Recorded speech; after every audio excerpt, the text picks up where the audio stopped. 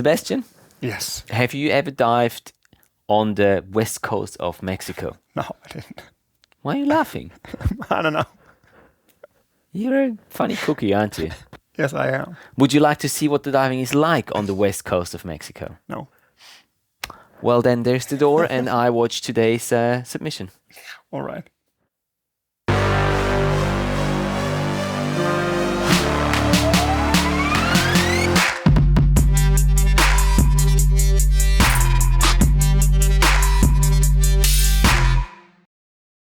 Hey guys, welcome back to another episode of Reviewing Your Underwater Films. Excuse our giggling. We thought we were going to do the telling jokes before we roll camera, but it turns out it's not much better than if we do it while the camera is rolling. Anyways, we're not going to embarrass ourselves with those jokes that Sebastian just told myself before we press that record button. But it's great to have you back with us here for today's review. Before we get into the review, let's take just a minute to thank our video sponsor of today's video, Divefork. Divefork, the company who makes the famous C-Touch 4Max underwater smartphone housing, the first and only underwater smartphone housing that allows you to use the touch screen of your smartphone to use it underwater, giving you a whole lot of different options to use that smartphone underwater, not just to take videos and photos, but you can also use third-party apps, like for example Filmic Pro, or even the compass that is inside your smartphone. You can use that app and the compass, which is an electronic compass, to help you navigate through the dive sites, which is pretty cool, I find. Thank you, Divefork, for sponsoring this video, and as a little thank you to you guys and their sponsoring agreement here, they are offering all of you a 6% discount on any purchase you guys want to make from the Divefork store. To claim those 6%, just use the link down in the video description below to get to that special offer, which will be deducted automatically upon checkout in their store. Thanks again, Divefork, for being a partner and sponsoring these videos here. It was more than 60 seconds. Yeah, but you're going to be editing that together, right? All right, I'll cut you. Yeah, just make sure it still does make sense. All right. Okay, excellent. So I've talked enough. Why don't you tell the audience whose video we're watching today? Yeah, love to. Well, actually, it's pretty cool today because we have the second submission of Benoit Linard. Excellent. Welcome back, Benoit. Yeah, thank you for the second submission. Okay, too much nitrogen, I guess. Huh? Well, and actually, it's pretty cool because he wrote a long email and explaining what he did in this film. And I tried to sum it up for you. First of all, he was using a Sony A7 Mark IV. Nice. In a Sea Frog housing, and he wasn't using any lights. Okay. But the interesting part is now he went on a dive vacation and just captured holiday memories. And then at home he decided to do a re-edit of the whole thing in a documentary style. And then he used a AI tool to put a narrator to the footage. Excellent. So yeah, I'm really curious to find out what the voice sounds like and how the whole documentary comes in. Yeah, me too. Let's watch it. All right. Welcome to La Paz, the vibrant capital of Baja California in Mexico. A city pulsing with life, immersed in celebration. Its charming streets are filled with laughter and music, making everyone who visits fall in love with the place. Our journey here takes us beyond these bustling streets, down to the tranquil depths of the sea. Here we find ourselves in the delightful company of sea lions, cool, engaging in their playful dance. The young sea lions, curious and playful by nature, would circle around, inspecting every part of us. They found joy in nibbling at everything, whether it was the strap of our mask, the fabric of our suit, or even our hands. We could play with them for hours and never tire of it. Suddenly, the serenity is interrupted by a stunning spectacle.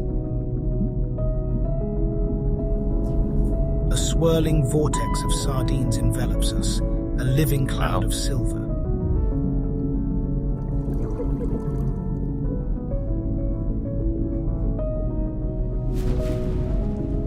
Among them, darting cormorants plunge headlong into the bait pool, turning this underwater ballet into a feast.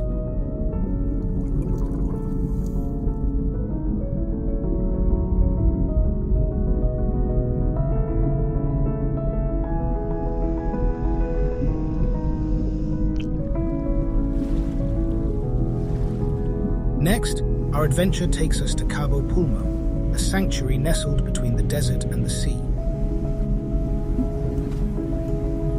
As we embark on our boat, the anticipation of the unknown lures us further into this aquatic paradise. Beneath the waves once more, we settle in the sands at the bottom. Patiently we wait, and not in vain.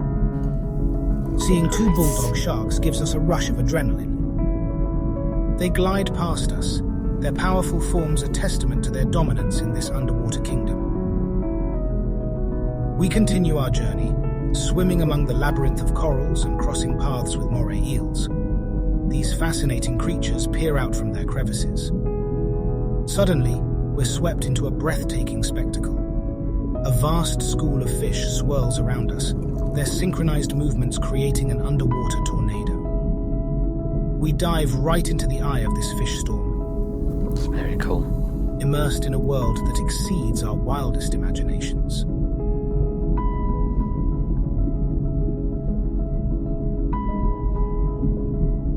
As we ascend towards the surface, the hidden wonders of Baja California's waters remain below, leaving us with unforgettable memories.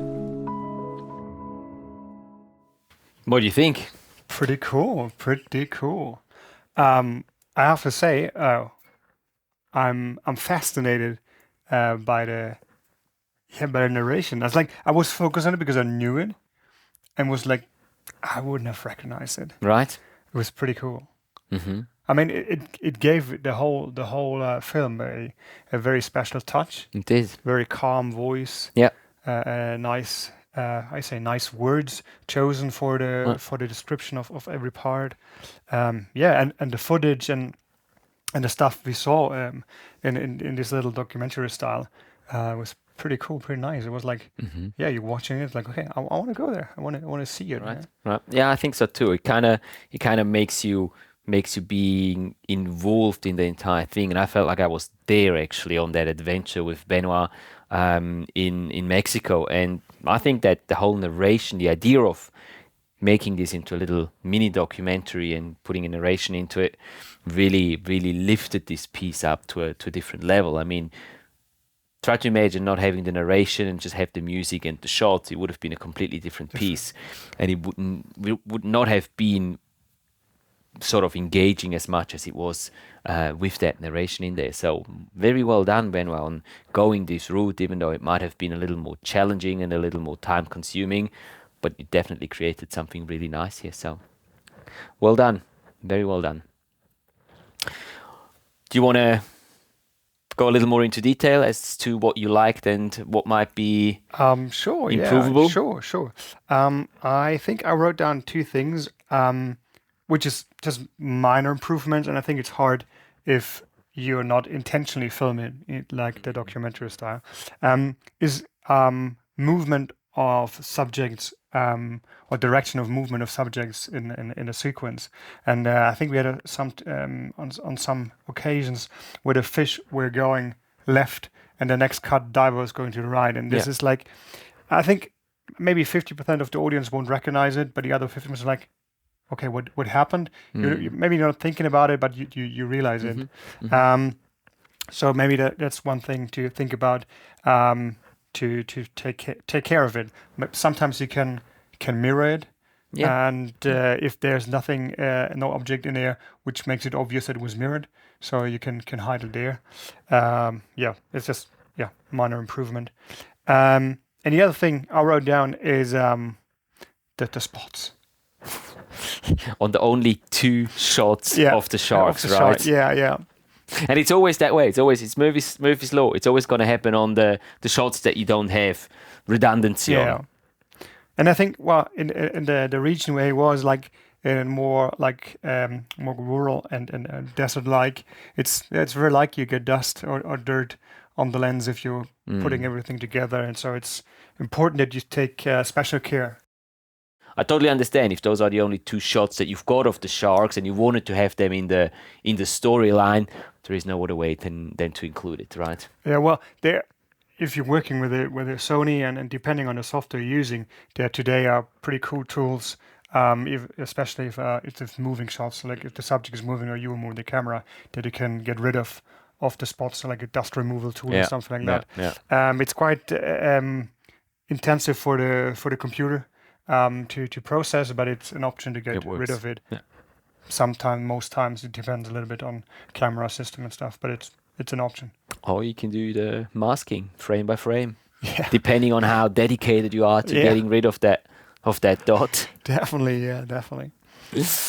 Right. Have you got anything else? No. You can go on. Cool. I've got a couple of things that I'd like to pass on. I think that you've done a really good job on the color correction, the color grading, the color matching of the different shots.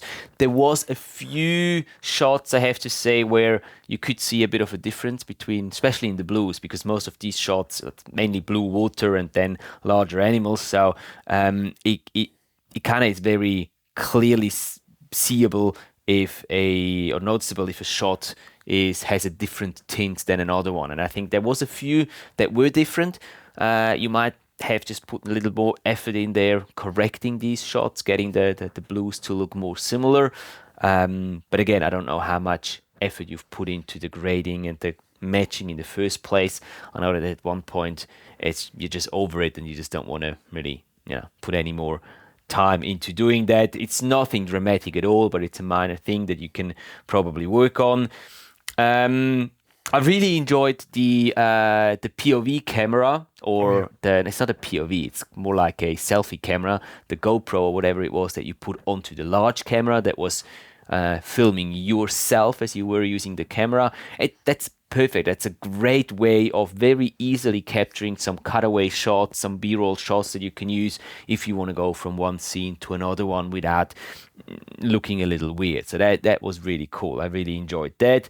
And I also enjoyed that you were including plenty of shots of other divers in the entire final film, which also makes it more immersive and shows that you weren't obviously alone, but there was other divers there, and they were experiencing all that stuff with you and showing other divers and also their reaction to what was happening. It's actually a really good thing, and I encourage everyone who's filming underwater to include more footage of their fellow divers, because normally that gets cut way too short. Yeah. All right, so those are my add-ons that I can pass on to you. Do you want to do a little sum up? Sure. Or unless you have something else. No.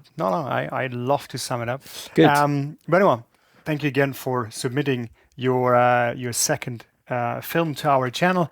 And in this one, particularly, we loved the story you were telling out to the narrator and the footage you used.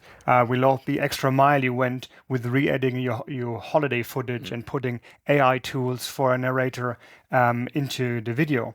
As Matthias said, we loved as well that you used like a selfie camera and put yourself in there to use it like a cutaway shot, and as well used other divers to show that you're not alone on the dive spot and showed your fellow divers going there and give us some perspective. Yeah, it's a nice message. You are not alone. You're not alone. We think you can work on the color matching. Matthias said especially in the blues, just to get them a little bit closer together, just a more uniform look. And a thing which wasn't particularly for that one, because you said it was on a holiday film, or you filmed it during the holiday, is next time keep in mind to capture a little bit more footage, just a broader variety of shots to use it, even if you only want to do like a little holiday movie, just gives you more options in the editing process. Yeah. Agreed. To choose from. But yeah, I liked it. I liked it too. Keep them going. Yeah, definitely. Excellent. Very cool. Cool. So thank you very much, Benoit, for your submission. As always, we're going to be placing the links to this film as well as to Benoit's channel down in the video description below, so you can go and check his other content out. Now, if you guys are wondering why Benoit is already having his second submission reviewed, then I can give you the answer to that pretty easily, because Benoit has subscribed to our YouTube membership. He's become a underwater filmmaker member here on the channel, and that gives him, amongst other benefits, it gives him prioritization of on the submissions that he makes with his films here, and that's why we've already reviewed his second film here. You can go down the same road if you want by simply clicking the button down below this video which says Become a member. excellent. Yes, and that's gonna lead you through the onboarding process to become a member. Pick the underwater filmmaker membership, and then if you already have a submission waiting, or on your next one that you submit, your submission will be prioritized as well. Very well said. Thank you. For everyone else, Yes, for everyone else, there is about a 9 to 12 month wait, but you're more than welcome, of course, to send in your submissions by just sending us an email to contact@matthiaslebo.com, including the camera equipment that you've used, the location where you've produced or filmed the footage for the film, and any other information that might be useful for us in reviewing your film. maybe a good scuba joke. No, no, no. Don't listen to him. Never. I dare you, don't. No. I heard too many bad scuba jokes in the past weeks. Please don't. Okay, that's pretty much it from myself. Do you have anything you would like to add? No, I'm good. Like always, okay, then let's say thank you to you guys, our audience, for sticking with us all the way through to the end and for giving us your time. If you haven't subscribed to our channel yet, that would be a really good time to do so you're not missing out on any future content that will be uploaded here. Until next time, keep capturing your awesome underwater adventures, and we will see you next Thursday. Take care, guys. Bye-bye. Bye.